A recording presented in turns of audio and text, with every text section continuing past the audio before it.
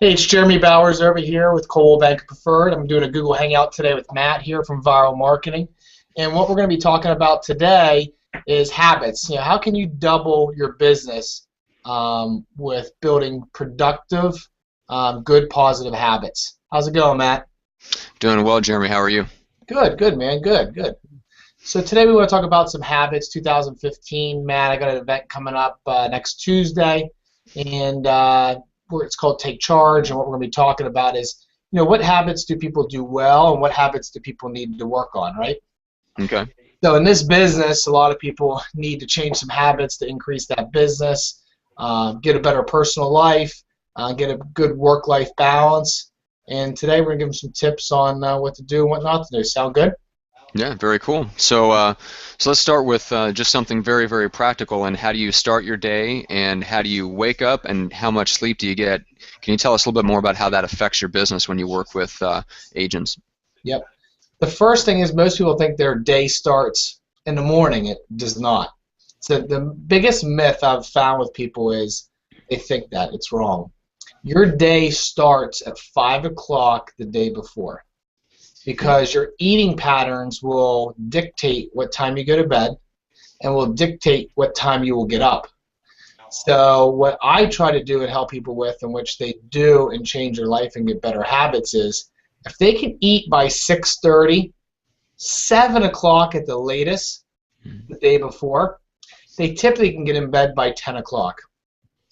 That cut rate is around 10, 10:30. If they can get in bed by then, what's stopping them from getting up at 5:30, right? Because they can get in bed at 10 or 10:30, they're getting a good 7 hours of sleep, 8 hours of sleep, right? Right. So the key is that the night before eating patterns. What I've found is most people eat too late. 8 o'clock, 9 o'clock, let's get a snack, let's watch some TV, let's do some reading. Next thing you know, the body's processing sugars and they can't get to sleep. That's the first thing I've found. The second thing I've found is people tend to build habits that need to be broken. So they'll say, hey, Jeremy, I'm a night person. I'm a night person. I can't go to bed early. What we found is that's all they've done all their life, so they think they're a night person.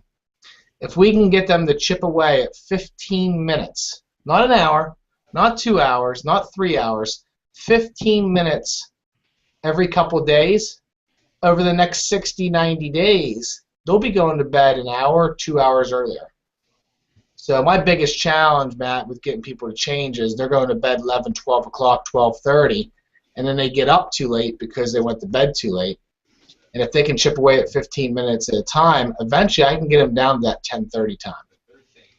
Yeah, and that's interesting because most people do think of it that way. They'll start at the morning and they'll go, okay, well, it's time to double my business this year, so I'm going to wake up at 4 a.m. or 5 a.m. or whatever the case is. They're trying to wake up 2 hours earlier than they're used to, and of course you're going to wake up groggy. Your body's going to fight you essentially because it's not getting the amount of sleep that you need because you're taking the wrong perspective. So I love how you start the day before and work with them on pushing up your essentially like your nighttime ritual, so you go to bed sooner, still get the sleep you need, still wake up refreshed, but then you get an earlier start than you're used to. Absolutely. Some people, one of my first people I helped out, he was coming to work around 11, 12 o'clock. He'd work till 9, 10 o'clock at the office. He's a worker, but the problem is he couldn't get a good work-life balance because he went to bed too late, so he got up too late. Mm-hmm. So that's the first step. The second step is they got to have a strong enough why or motivation on why they want to change. So why do they want to change a habit? Because the easy thing to do, let's face it, Matt, is just keep on doing the same thing you're doing, right? Yeah, The very compound much so. tells you, huh? Yeah. So what do you mean by a strong why? So how do you, let's say you identify a habit that you know you want to change, and you want to kind of double your business, but that's a kind of a big long-term goal. Like, how do you really stay connected with that so when it's 5 in the morning and your alarm goes off, you can keep that in mind and you keep it in front of you where you need it to be? Okay, so I'll give you an example. So you can do this in your personal life or your business life. So about a year and a half ago, I wanted to start playing tennis more. And I said, how do I play tennis more? I didn't have enough time. What I found is I had to find some bad habits I had and put tennis around that to fix it so I could lose weight. What I found was Thursday nights I went to happy hour, and on the weekends I slept in a little bit. So I actually had time. I just think I didn't have time because I wasn't focusing on it, right? So what I did is I booked tennis at 9 o'clock on Thursday nights, and I booked tennis at 7:30 on Sundays or Saturdays. So now the night before was dictated on what my next day was. So I found myself being more productive and dropping weight because I changed my habits. My why had to be strong enough. So I basically rearranged my schedule, and I found out the way for me to lose weight is not to go to the gym. It's actually to play tennis because I need to compete. And if I can compete, that'll cause me to lose weight. Does that make sense? Yeah, it does, and you pulled in another principle, which is accountability. Because tennis is not, unless you're literally playing tennis with a wall. I'm guessing there was somebody else that was meeting you there that you're playing against. You're competing against someone, but you're also making that commitment to say, I'm going to be there 7:30 on Sunday morning, and you're making a commitment to somebody else that's going to hold you accountable, right? Correct. So when you have another person involved in it, then you'll tend to be held more accountable. And I found that was the biggest thing for me, because just going to the gym by yourself, you can skip it. Yeah, yeah, and I love what you said about like finding the negative habits that are actually taking up more time than you realize, and then replacing those with good habits, because that seems to be just, if you read anything about habit change, and just if you look back at your own experience, when you have successfully changed habits, you'll find that pattern. It's not necessarily that you're breaking something old. You're finding something really positive that pulls you away from that and replacing it with just a better habit. Absolutely. Give you another example is having kids, man. You know, people tell me I don't have enough time, they don't have enough time. I say, well, do you have kids? They say, no. I said, you don't understand. Once you have a kid, you'll find out how much time there is in a day, because you'll find yourself getting up at 6 o'clock, 5:30 on the weekends, and you'll actually get things done you typically wouldn't get done because you don't have a choice. You know what I mean? You don't have a choice to get up. So the kid thing was another thing, too. You mentioned something to me about earlier about getting up in the morning. Another tip I would give someone that's having trouble getting up in the morning. We talked about the night thing, right? We talked about habits at night. Now in the morning, if you look at the morning, I got a guy right now I'm working with. He's having trouble getting up in the mornings because he's always been a late guy, getting up in the a.m. And we're working on his night before. But in the morning, what I found was, and an old real estate coach, Mike Ferry, taught me this, was if you want to get up in the morning, don't put your alarm clock by your bed. So set that iPhone across the room and then set it for every 5 minutes. So even if you get up and hit snooze, the sucker's going off in another 5 minutes, another 5 minutes. Within 15 minutes, you're up. There's no way you can sleep through it. So you got to really take a baby step to that and figure out what time you can do it. And my biggest tip on that is it's not a sprint, it's a marathon. Just try to get up 15 minutes before. There's a reason why these January crash diets don't work and these health fitness memberships for the year don't work. Pay now and get the discount for the year. They know you're not going to come. They know you're going to crash. You're going to work out for 2 weeks and crash. So get that phone, get that alarm clock, get that away from your bed.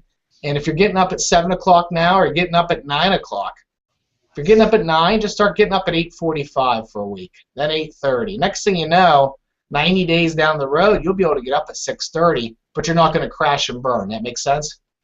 Yeah, and one of the things that I've found kind of by personal experience and backed up by reading about habit change is kind of your biological clock and your rhythms. You really have to stick with that, and so it can be counterproductive to sleep in. And so what I've read is that it's actually better to keep on getting up at your normal time, like you mentioned on the weekends. Make some commitments to where you're still getting up at 6, 7 o'clock in the morning, and then maybe take an afternoon nap when you can afford to on the weekends. That way it doesn't reset everything and you're catching up Monday, Tuesday, Wednesday from sleeping in on the weekend. I agree. I found over the holidays I started sleeping in a little bit more. I typically get up around 5:30, 5:45, and what I found was I started sleeping in until 6:37 over the holidays, and I found that I've had a little bit of trouble readjusting. So now if I'm tired, like I was last night, I got back into town after a couple of days of traveling, I just went to bed earlier and still got up at the same time. Yeah. Because if I try to get up later, I'm just building a negative habit. It's very interesting what you said. The nap thing would work great too. Yeah, it's and sometimes I mean I've heard that something as short as a 20-minute nap is actually perfect for you. Now it's different for people, so you have to experiment with your body a little bit. But yeah, like a 20-minute power nap in the afternoon, you can even chug an espresso and then hit the sack. And if you're the type of person that can fall asleep quickly, that's perfect because when you wake up in 20 minutes, when the caffeine actually hits your bloodstream, it will amplify the effects of feeling better rested from that short of a nap. So that, I mean, from what I've heard, I mean, that can really work for a lot of different people as long as you can get to sleep quickly once you determine to take a nap. So there's lots of interesting things that you can do to play around with your sleep patterns and make sure that you're getting enough sleep and kind of packing it into your schedule. But what you said about mentally looking at it as starting the night before, that's something that I've never really thought of that way before. It's very, very good. It's an excellent way to look at it.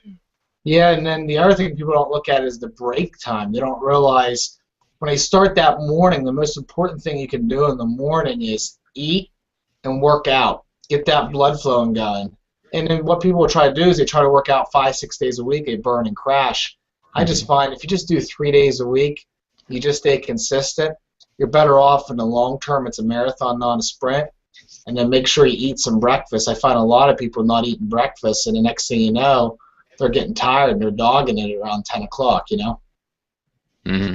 And then lunch. Yeah, exactly. And I think that's yeah, exactly. So you start off with a good breakfast, you start off with a workout, and then that kind of helps you hold over until your lunch. Yep. And what you'll find is when you start getting up earlier, like today we ate at 11:30.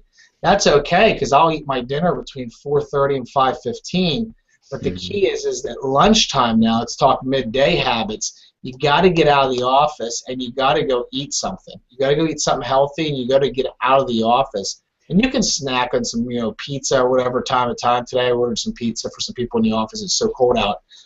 And we had some salad. But, what I find is if you don't take that break and you try to work the whole way through the day, you're actually counterproductive.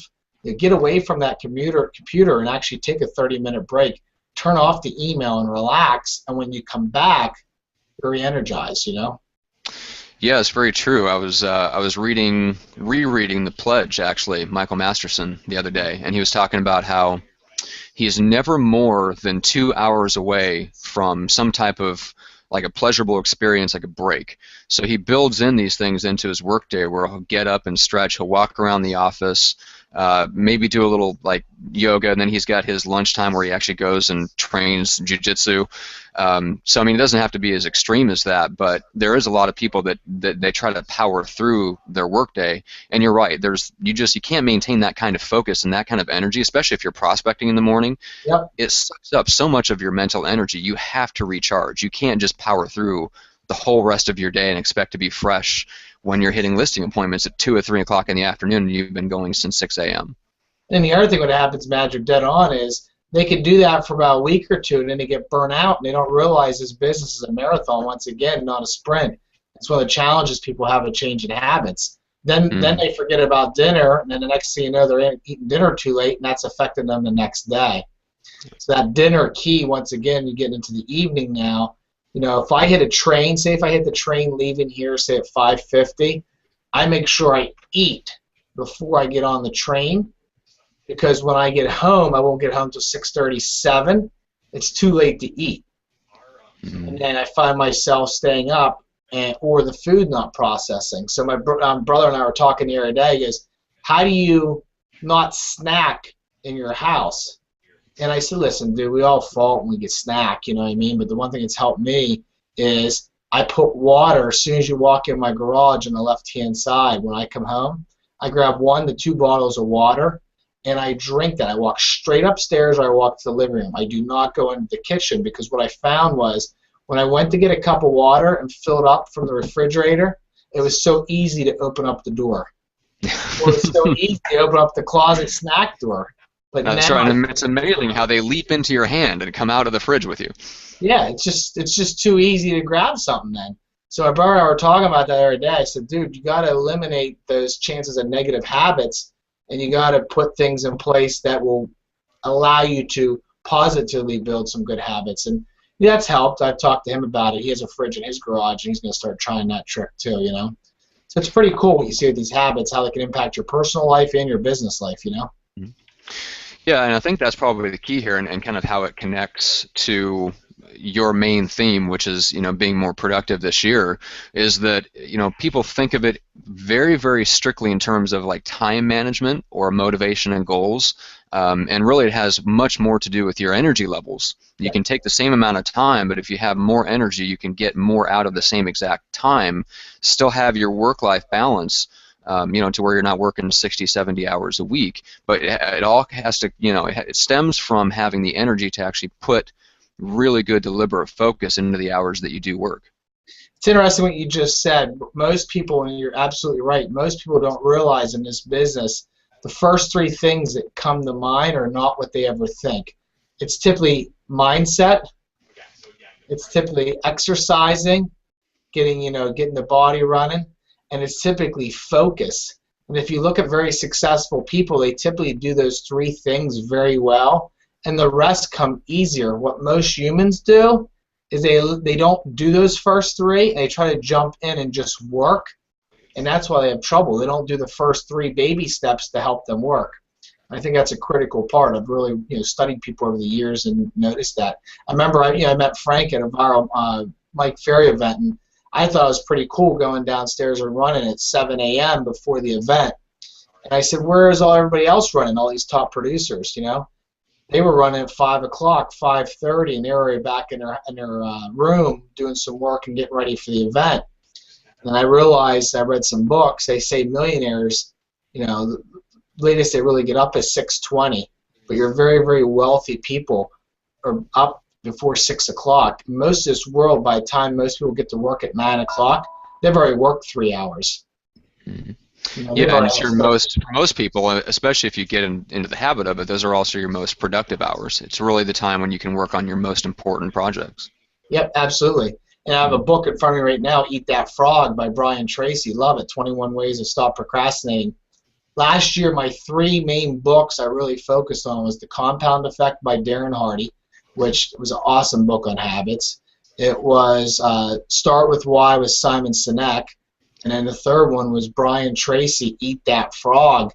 And I read Eat That Frog. I listened to the audio 20 times, and I tried to do it in 30 days. It took me about 35, 36 days. But it was really interesting. The main thing out of that was eat your biggest frog in the morning. And in real estate, the biggest frog for people habits is lead generation. And then personally is exercising. We're going to bed on time, We don't have bedtimes as humans. Unfortunately, humans, that's why we have bad habits. Yeah. It's interesting. Yeah, that's one of the habits that I'm trying to work on over the first couple months of this year. Like I have a really good morning routine that I've built over the end of last year, just revising and tweaking that. And now I need to get like that nighttime ritual down and kind of stacking 4 or 5 really good habits on top of each other, so it triggers the mind to, okay, now it's time to slow down, shut it down a little bit. You have your day planned out. You know what you're going to face. You're getting up, at the same time the next morning, and it kind of it lets your brain relax and let you fall asleep. So that's one of my projects. Good for you. Yeah, a lot of people don't work on that habit, and that's why they have such trouble, getting up in the morning and don't realize it's the night before. Really, after 5 o'clock, that's really the key for your next day. Mm-hmm. I learned that the hard way. You say it's 7 o'clock, let's go have a beer with a buddy, and you don't even stay out late. Just say you stay out till 9 o'clock, you go home. But the problem is when you wake up in the morning, even if you just had 2 beers, you're still more tired because you didn't do the other things to build good habits, and you might have grabbed a snack, and the next thing you know, you're dogging it a little bit in the morning. So it's a tough work-life balance, but if you can get it under control, big things can happen. And I have this event coming up, and I saw people last year, man, double, triple, quadruple their business. Mm-hmm. Some did great on their habits, others just did okay, and the ones that just did okay, this year is just another year that they can even grow more because they have so much room to grow. You and I both know we got to continue to grow every day. If we don't, you're going backwards, Yeah, and that's the cool thing about habits is, like Darren Hardy talks about, is you can make just a couple small tweaks. If you're consistent with those small things, they add up a lot over time. So, I mean, it's important when you're looking at habits to not get overwhelmed by all the different options there are for the different changes that you can make or the habits that you can incorporate. Like one of the best ways to look at it that I have found from reading is to look at it as habit stacking, which is okay, well, figure out the good habits that you want to incorporate, the bad habits that you want to get rid of, but then just zero in and really commit 100% to just one thing at a time. And most habits can be incorporated in, somewhere between like 14 to 21 days. Some are, take longer, 30, 35 days, depending on what they are, but they don't take that long. So if you can make maybe one key change a month, you can literally change your life and double your business in 1 year. Yeah, you look at it in life, if you just keep things simple and you only focus on a couple things, you can make big differences. What most human beings make a mistake at is they try to be good or okay in everything, and that's related to sports. If you're just okay in every sport, you're probably most likely not going to make it to the pros. But if you can focus on one sport and just dedicate your whole life and work 60 hours a week at that one sport, there's a better shot that you're going to make it in that sport, right? Mm-hmm. So same thing with habits. I see people just trying to do it okay. I just wrote my business plan over the last couple of days. My business plans are so simple, man. You keep it simple. I got 10 this year. I'm typically between 8 and 10 things I'm working on for the whole year for 12 months. That's it. Nothing else. And, and these people were growing 35% a year when the market's growing 17, and people are expecting this big, lavish, beautiful business plan. I said, listen, here's the business plan.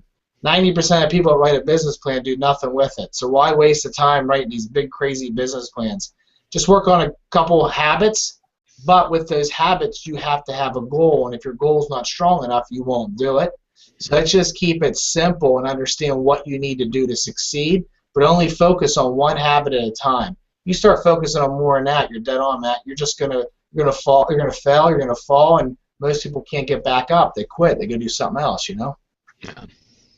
Yeah, absolutely. And I don't know about you, but I could probably talk about this all day long. But we're going to have to run. We're running short on time here. So Jeremy, if people would like to get in touch with you and kind of learn more about what you do, and get some really good guidance on how they can take their business to the next level, and maybe zero in on some key habits that they can change, how do people reach out to you? Yep. So I don't care what real estate company they work at. I'll help them at any company they are. It does not matter. My viewpoint is this. If I help them at a different company, number one, they'll always stay at that company, and they might refer me a person if I can help them. Two, if I help them and they see the difference and they want to change, the first person they're going to call is me. So I don't care if they're going to ever leave or if they're going to leave. Either way, it's a win-win, Matt. So if for me, the first place they should go is on my blog, thejbowers.com, or the Jeremy Bowers YouTube, and I have a ton of stuff on habits and different coaching stuff on there. And secondly, if they want to personally sit down with me, I'll give them 30 minutes of my time.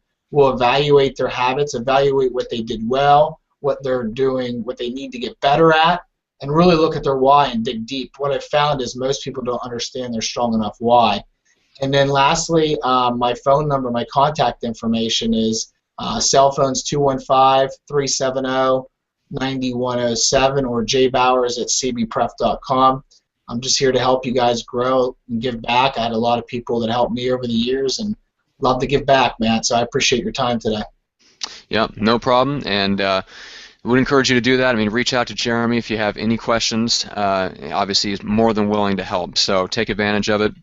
We appreciate you coming on and really giving out your best ideas and content on changing habits based on your experience working with agents. So it's really good practical stuff, and I hope people actually put it into practice because it really can change their life and change their business. So if anybody is interested in information about what we do, I'm going to put a link to our website into the kind of the notes below the show, and we look forward to the next one. Jeremy, we're probably going to bring on an agent and talk about what they're doing to be successful and kind of facilitate an interview with you and one of your top producing friends in the business. So we look forward to that. Sounds good, man. Have a great week. I appreciate it, Matt. Thanks, Jeremy.